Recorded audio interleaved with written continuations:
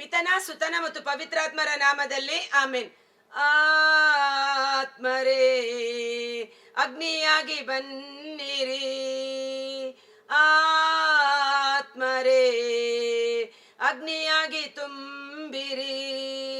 ಪಾಪದ ಶಕ್ತಿ ಮೇಲೆ ಅಗ್ನಿ ಸೂರಿಸು, ರೋಗದ ಶಕ್ತಿ ಮೇಲೆ ಅಗ್ನಿ ಸೂರಿಸು, ಶಾಪದ ಶಕ್ತಿ ಮೇಲೆ ಅಗ್ನಿ ಸೂರಿಸು. ಆತ್ಮನಾದ ದೇವರೇ ಅಗ್ನಿ ಸೂರಿಸು, ಆತ್ಮನಾದ ದೇವರೇ ಶುದ್ಧೀಕರಿಸು, ಆತ್ಮನಾದ ದೇವರೇ ಪವಿತ್ರೀಕರಿಸು. ಪ್ರಭು ಕ್ರಿಸ್ತರಲ್ಲಿ ಆತ್ಮೀಯ ಸಹೋದರ ಸಹೋದರಿಯರೇ, ಈ ದಿನದ ಮುಂಜಾನೆಯ ಜೀವ ಸ್ವರ ಕೀರ್ತನೆಗಳು 15. ಇದರ ಟೈಟಲ್ ನೋಡುವುದಾದರೆ, ಶ್ರೀ ಸಾನ್ನಿಧ್ಯಕ್ಕೆ ಅರ್ಹನಾರು, ದೇವರ ಸನ್ನಿಧಾನದಲ್ಲಿ ಬಂದು ನಿಂತುಕೊಳ್ಳಲು ಅರ್ಹನಾರು. ನಮ್ಮ ದೇವರು ದಹದಹಿಸುವ ಅಗ್ನಿಯಾಗಿದ್ದಾರೆ. ಜೀವ ಸ್ವರೂಪನಾದ ದೇವರ ಕೈಯಲ್ಲಿ ಸಿಕ್ಕಿ ಬೀಳುವುದು ಅದೆಷ್ಟು ಭಯಂಕರ ಎಂದು ಇಬ್ರಿಯರಿಗೆ ಬರೆದ ಪತ್ರ 10ನೇ ಅಧ್ಯಾಯ ವಚನ 30-31 ನಾವು ನೋಡ್ತೇವೆ. ಜೀವ ಸ್ವರೂಪನಾದ ದೇವರ ಕೈಯಲ್ಲಿ ಸಿಕ್ಕಿ ಬೀಳುವುದು ಅದೆಷ್ಟು ಭಯಂಕರ ಎಂಬುದಾಗಿ. ಕಾರಣ ಆತನು ದಹಿಸುವ ಅಗ್ನಿಯಾಗಿದ್ದಾನೆ. ಸೊ ದೇವರ ಪರಿಶುದ್ಧನಾದ ದೇವರು, ದಹಿಸುವ ಅಗ್ನಿಯಾಗಿರುವ ದೇವರು, ಆ ಅಗ್ನಿ ಸ್ವರೂಪನಾದ ದೇವರ ಸನ್ನಿಧಾನದಲ್ಲಿ ಹೋಗಿ ನಿಂತುಕೊಳ್ಳಲು ಯಾರಿಂದ ತಾನೇ ಸಾಧ್ಯ? ಯೋಗ್ಯನಾರು ಪ್ರಭು ನಿನ್ನ ಗುಡಾರದಲ್ಲಿ ಬಿಡಾರ ಹೂಡಲು. ದೇವರ ಆಲಯದಲ್ಲಿ, ಅಂದರೆ ದೇವರ ಪ್ರಸನ್ನತೆಯಲ್ಲಿ ಬಂದು ನಿಂತುಕೊಳ್ಳಲು ಯೋಗ್ಯನು ಯಾರು?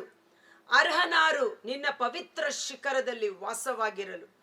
ಹಳೆಯ ಒಡಂಬಡಿಕೆಯಲ್ಲಿ ಸೀನಾಯಿ ಪರ್ವತದ ಮೇಲೆ ದೇವರ ಪ್ರಸನ್ನತೆ ಇಳಿದು ಬರುವಾಗ ಮೋಶೆ ಶುದ್ಧನಾಗಿ ಸಿದ್ಧನಾಗಿ ಹೋಗಬೇಕಾದ ಸಮಯದಲ್ಲಿ ಆ ಬೆಟ್ಟದ ಸುತ್ತಲೂ ದಹದಹಿಸುವ ಅಗ್ನಿ, ಅಶುದ್ಧವಾದದ್ದು ಯಾವುದು ಅದನ್ನು ಮುಟ್ಟಬಾರದು. ಪಶು ಪಕ್ಷಿ ಪ್ರಾಣಿಗಳಾಗಲಿ ಇಸ್ರಾಯೇಲರಾಗಲಿ ಅದನ್ನು ಮುಟ್ಟಿದರೆ ಆ ಬೆಂಕಿ ಅವರನ್ನು ಸುಟ್ಟು ಭಸ್ಮ ಮಾಡುವುದು ಎಂದು ಭಯದಿಂದ ಇಡೀ ಜನರು, ಇಡೀ ಕಾಂಗ್ರಿಗೇಷನ್ ಗಡಗಡನೆ ನಡುಗುತ್ತಿತ್ತು.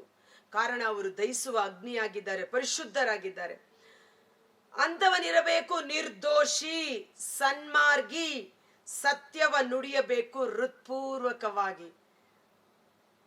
ಈಗ ಹೇಳುವ ಇದ್ಯಾವುದನ್ನು ನಾವು ಪರಿಪಾಲನೆ ಮಾಡಲು ಸಾಧ್ಯವಿಲ್ಲದೆ ತಪ್ಪಿ ಹೋಗಿದ್ದೇವೆ, ಕರೆಕ್ಟ್. ಆದರೆ ದೇವರ ಸನ್ನಿಧಾನದಲ್ಲಿ ನಾವು ನಿಂತುಕೊಳ್ಳಲು ಯೋಗ್ಯರಾಗುವಂತೆ ಮಾಡುವಂಥದ್ದು ಪ್ರಭು ಯೇಸುವಿನ ರಕ್ತವಾಗಿದೆ. ಆದರೂ ಈ ಕೀರ್ತನ ವಾಕ್ಯಗಳನ್ನು ಓದುವಾಗ ನಮ್ಮ ಜೀವನವನ್ನ ಈ ವಾಕ್ಯಗಳು ಇನ್ನೂ ಕ್ರಮಪಡಿಸಲಿ. ನಾನು ನಿಮ್ಮೊಡನೆ ಆಡುವ ಮಾತುಗಳು ನಿಮ್ಮನ್ನು ಸವರಿ ಶುದ್ಧಗೊಳಿಸುತ್ತದೆ. ನಾವು ಇನ್ನೂ ಪರಿಶುದ್ಧನು ಇನ್ನೂ ಪರಿಶುದ್ಧತೆಯಲ್ಲಿ, ಪವಿತ್ರನು ಇನ್ನೂ ಪವಿತ್ರತೆಯಲ್ಲಿ ಜೀವಿಸುವುದಕ್ಕಾಗಿ ಈ ಕೀರ್ತನೆ ನಮಗೆ ಸಹಾಯ ಮಾಡಲಿ. ನಾವು ಎಂಥವರಾಗಿ ಜೀವಿಸಬೇಕೆಂದು ಕರೆ ನೀಡುತ್ತಿದೆ. ನಿರ್ದೋಷಿ, ಯಾವುದರಲ್ಲೂ ಪಾಪಪರಾಧ ಮಾಡಿ ದೋಷಕ್ಕೆ ಸಿಕ್ಕಿ ಹಾಕಿಕೊಳ್ಳದಂತೆ ಸತ್ಯವ ನುಡಿಯಬೇಕು ಹೃತ್ಪೂರ್ವಕವಾಗಿ. ಇವತ್ತು ದೇವರ ಮಕ್ಕಳಾದ ನಾವು, ಏಸು ಸತ್ಯವಾಗಿದ್ದಾರೆ. ನಾನೇ ಸತ್ಯ, ಸತ್ಯಕ್ಕೆ ಸಾಕ್ಷೀಕರಿಸೋದಕ್ಕಾಗಿ ನಾನು ಬಂದಿದ್ದೇನೆ. ಸತ್ಯಪರರೆಲ್ಲರೂ ನನ್ನ ಮಾತಿಗೆ ಕಿವಿಗೊಡುತ್ತಾರೆ. ಯೋಹನ 8:44 ಮೇಲ್ಪಟ್ಟು ಹೇಳಿದರು, ಸೈತಾನನು ಸುಳ್ಳುಗಾರ, ಆದಿಯಿಂದಲೂ ಅವನು ಸುಳ್ಳು ಹೇಳುವವನಾಗುತ್ತಾನೆ. ಸುಳ್ಳು ಹೇಳುವವನು ಸೈತಾನನ ಮಗನಾಗುತ್ತಾನೆ. ಆದ ಕಾರಣ ಹೌದಾದರೆ ಹೌದೆನ್ನಿ, ಇಲ್ಲವಾದರೆ ಇಲ್ಲವೆನ್ನಿ, ಅದಕ್ಕಿಂತ ಮಿಗಿಲಾಗಿ ವಾದಿಸುವವನು ಸೈತಾನನ ಕುತಂತ್ರಕ್ಕೆ ಸಿಕ್ಕಿ ಹಾಕಿಕೊಳ್ಳುತ್ತಾನೆ. ಇಂದು ನಮ್ಮನ್ನೇ ನಾವು ಪರಿಶೋಧನೆ ಮಾಡಬೇಕು. ಸುಳ್ಳಾಡುವ ನಾಲಿಗೆ ಸರ್ವೇಶ್ವರನಿಗೆ ಅಸಹ್ಯ. ನೋಡಿ, ಆದಿ ಧರ್ಮಸಭೆಯಲ್ಲಿ ಪೇತ್ರನ ಬಳಿ ಬಂದಂತ ಅನನೀಯ ಮತ್ತು ಸಫೈರ ಸುಳ್ಳು ಹೇಳಿದ ಕೂಡಲೇ ಅವರು ಅಲ್ಲಿಯೇ ಸತ್ತು ಬಿದ್ದರು. ಮತ್ತೆ ಆ ಒಂದು ವರವನ್ನ ಪೇತ್ರ ಉಪಯೋಗ ಮಾಡಿದ್ದು ಎಲ್ಲಿ ನಾವು ನೋಡುವುದಿಲ್ಲ. ಕಾರಣ ಸುಳ್ಳು ಹೇಳುವಾಗ ಅವರು ಸತ್ತು ಬಿದ್ದು ಹೋದರೆ ಯಾರೂ ಇರುವುದಿಲ್ಲ ಎಂದು. ಅದಕ್ಕಾಗಿ ಸುಳ್ಳು ಸಹಜವಾಗಿ ನಾವು ಮಾತನಾಡುವ ಮಕ್ಕಳಾಗಿರಬಾರದು. ಸುಳ್ಳನ್ನ ಬಹಿಷ್ಕರಿಸಿ ಸತ್ಯಕ್ಕೆ ಸಾಕ್ಷಿಯಾಗಿ ನಾವು ನಿಲ್ಲೋಣ. ಚಾಡಿಯನ್ನು ಹೇಳನು, ಚಾಡಿ ಹೇಳಬಾರದು. ಕೇಡನು ಮಾಡನು ಅನ್ಯರಿಗೆ, ಗುರಿ ಮಾಡನವನು ನೆರೆ ಹೊರೆಯವರನ್ನು ನಿಂದೆಗೆ. ಭ್ರಷ್ಟರನ್ನು ಧಿಕ್ಕರಿಸುವನು, ಭಕ್ತರನ್ನು ಗೌರವಿಸುವವನು. ನಷ್ಟವಾದರೂ ಕೊಟ್ಟ ಮಾತನ್ನು ನೆರವೇರಿಸುವವನು. ಕೊಟ್ಟ ಮಾತಿಗೆ ನಾವು ಬದ್ಧರಾಗಿ ಜೀವಿಸಬೇಕು. ಇದಕ್ಕೆ ಒಂದು ಒಳ್ಳೆಯ ಉದಾಹರಣೆ ನ್ಯಾಯಸ್ಥಾಪಕರುಗಳ ಗ್ರಂಥ 11ನೇ ಅಧ್ಯಾಯದಲ್ಲಿ ನಾವು ನೋಡ್ತೇವೆ. ನ್ಯಾಯಸ್ಥಾಪಕನಾದ ಯೆಫ್ತಾಹ, ಆತನು ಯುದ್ಧಕ್ಕೆ ಹೋಗುವಾಗ ದೇವರಲ್ಲಿ ಪ್ರಾರ್ಥನೆ ಮಾಡುತ್ತಾನೆ, ದೇವ, ಈ ಯುದ್ಧದಲ್ಲಿ ನನಗೆ ಜಯ ಕೊಟ್ಟರೆ ನಾನು ಯುದ್ಧ ಮುಗಿಸಿ ಮನೆಗೆ ಮರಳುವಾಗ ನನಗೆ ಎದುರಾಗುವ ಮೊದಲ ಪ್ರಾಣಿಯನ್ನು ನಿನಗೆ ಬಲಿಯಾಗಿ ಕೊಡುತ್ತೇನೆ ಎಂಬುದಾಗಿ. ದೇವರು ಹರಕೆ ಕೇಳುವುದಿಲ್ಲ, ಹರಕೆ ಮಾಡಿಕೊಳ್ಳಬೇಡಿ, ಆದರೆ ಹರಕೆ ಮಾಡಿಕೊಂಡರೆ ಅದನ್ನು ತೀರಿಸಲೇಬೇಕು. ಆತ ಆ ರೀತಿ ದೇವರೊಟ್ಟಿಗೆ ಮಾತನಾಡಿದ ಕಾರಣ, ಯುದ್ಧದಲ್ಲಿ ಅವನಿಗೆ ಮಾತನಾಡಿದ ಕಾರಣ ಅಂತಲ್ಲ, ದೇವರು ಅವರೊಟ್ಟಿಗಿದ್ದು ಜಯವನ್ನು ಕೊಡುತ್ತಿದ್ದು, ಇಸ್ರಾಯೇಲರೊಟ್ಟಿಗೆ ದೇವರ ಶಕ್ತಿ ಇತ್ತು. ಯುದ್ಧದಲ್ಲಿ ಜಯಗಳಿಸಿ ಸಂತೋಷದಿಂದ ಹಿಂದಿರುಗಿ ಬರುವಾಗ ತಂದೆ ಯುದ್ಧದಲ್ಲಿ ಜಯಗಳಿಸಿ ಬಂದಿದ್ದಾರೆಂಬ ವರ್ತಮಾನ ಕೇಳಿದಾಗ ಆತನ ಏಕೈಕ ಮಗಳು, ಕನ್ಯೆ, ಮದುವೆಯಾಗದೇ ಇರುವಂತ ಮುದ್ದು ಮಗಳು, ನಾನು ಮೊದಲು ಅಪ್ಪನನ್ನ ಭೇಟಿ ಮಾಡಬೇಕು, ಕಂಗ್ರಾಟ್ಸ್ ಹೇಳಬೇಕು ಅನ್ನುವ ರೀತಿಯಲ್ಲಿ ಮೊದಲು ಓಡಿ ಹೋಗಿ ಅಪ್ಪನನ್ನ ತಬ್ಬಿಕೊಳ್ಳುತ್ತಾಳೆ. ಅಪ್ಪ ಗೋಳಾಡ್ತಾನೆ, ಅಯ್ಯೋ ಮಗಳೇ ಅನ್ನುವುದಾಗಿ. ಯಾಕೆ? ಅವನು ಕೊಟ್ಟ ಮಾತು. ಆಕೆಗೆ ವಿಷಯ ತಿಳಿದಾಗ ಬಹಳ ನೊಂದುಕೊಳ್ಳುತ್ತಾಳೆ. ಆದರೂ 2 ತಿಂಗಳು ಸಮಯ ತೆಗೆದುಕೊಂಡ ಮೇಲೆ ಅಪ್ಪ ದೇವರಿಗೆ ಕೊಟ್ಟ ಮಾತನ್ನ ನೆರವೇರಿಸು ಎಂಬುದಾಗಿ ತನ್ನ ಕಾರ್ಯವನ್ನ ಪರಿಪೂರ್ಣ ಮಾಡಿಕೊಡುತ್ತಾರೆ. ಸೊ ಕೊಟ್ಟ ಮಾತು ದೇವರಿಗೆ ಮಾತ್ರವಲ್ಲ, ಮನುಷ್ಯರಿಗೂ ಅಷ್ಟೇ. ನಂಬಿಗಸ್ತರಾಗಿ ಉಳಿದುಕೊಳ್ಳುವುದು, ಪ್ರಾಮಾಣಿಕರಾಗಿ ಜೀವಿಸುವುದು, ಚಾಡಿ ಹೇಳದೆ, ಪರರಿಗೆ ನೋವುಂಟು ಮಾಡದೆ, ಸತ್ಯದ ಮಾರ್ಗದಲ್ಲಿ ಜೀವಿಸುವ ಮಕ್ಕಳಾಗುವುದಕ್ಕಾಗಿ ನಾವು ಕರೆಯಲ್ಪಟ್ಟಿದ್ದೇವೆ. ಕೊಡುವನು ಕಡವನು, ಬೇಡಿ ಬಂದವರಿಗೆ ಮುಖ ತಿರುಗಿಸಿಕೊಳ್ಳದೆ ಅವರಿಗೆ ಸಾಲದ ರೀತಿಯಲ್ಲಾದರೂ ಹಣ ಸಹಾಯ ಮಾಡಿ, ಬಯಸನು ಬಡ್ಡಿಗೆ ಕೊಡಬಾರದು. ಬಡ್ಡಿಯ ನಿಮಿತ್ತ ಅವರ ಕಷ್ಟದ ದುಡಿಮೆಯನ್ನು ನಾವು ತೆಗೆದುಕೊಳ್ಳಬಾರದು. ಎಡವರ ಕೇಡಿಗೆ ಪಡೆಯನು ಲಂಚವನು, ಲಂಚ ಕೊಡಬಾರದು. ಲಂಚ ಕೊಡುವಾಗ ಏನಾಗುತ್ತೆ? ಅಲ್ಟಿಮೇಟ್ ಆಗಿ ಲಂಚ ತೆಗೆದುಕೊಳ್ಳುವ ವ್ಯಕ್ತಿ ಲಂಚ ಕೊಟ್ಟ ವ್ಯಕ್ತಿಯ ಪರವಾಗಿ ಮಾತನಾಡುತ್ತಾನೆ, ಅಲ್ಲಿ ಅನ್ಯಾಯದ ತೀರ್ಪು ಪ್ರಕಟವಾಗುತ್ತದೆ. ಎಡವರ ಕೇಡಿಗೆ ಪಡೆಯುವುದಿಲ್ಲ ಲಂಚವನು, ಕದಲನೆಂದಿಗೂ ಈ ಪರಿ ಮಾಡುವವನು.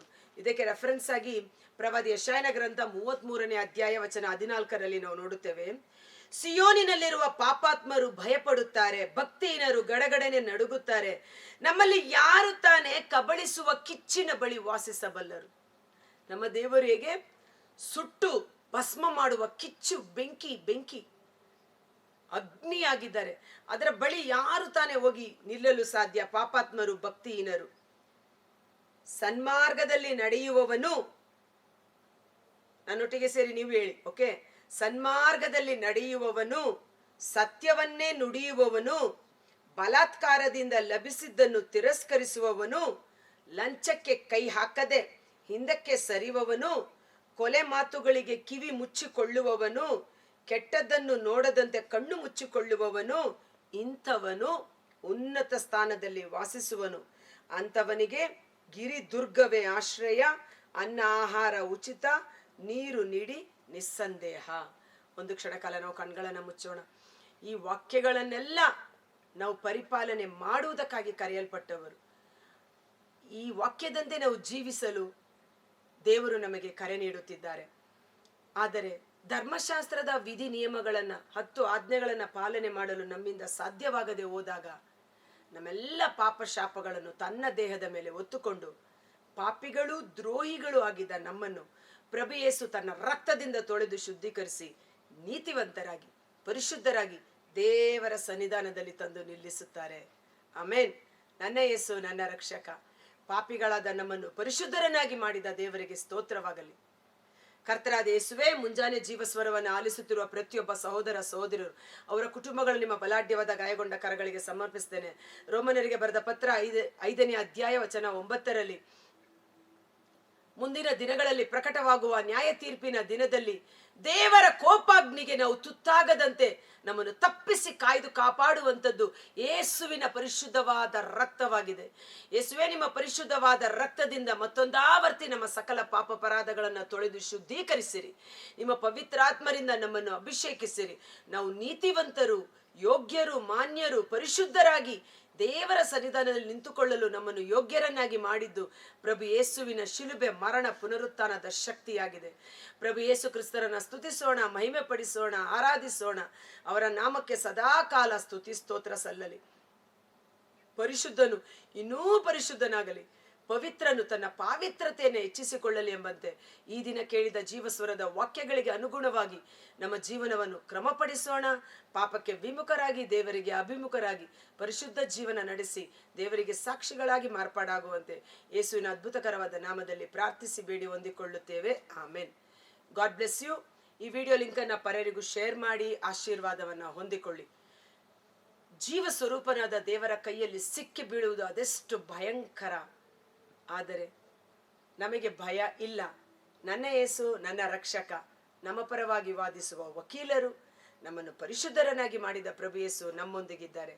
ಧೈರ್ಯದಿಂದಿರಿ. Thank you.